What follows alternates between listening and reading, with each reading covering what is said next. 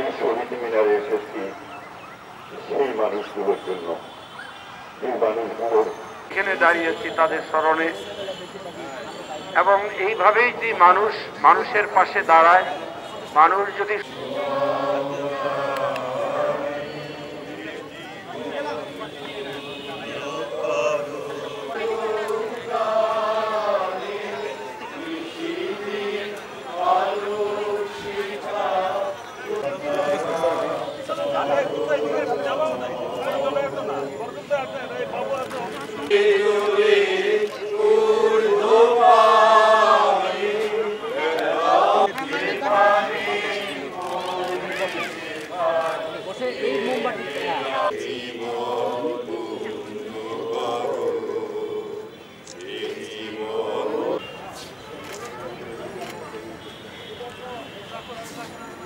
শ্রদ্ধা নিবেদন আয়োজন প্রদীপ প্রজ্বলনে উপস্থিত সকলকে ধন্যবাদ।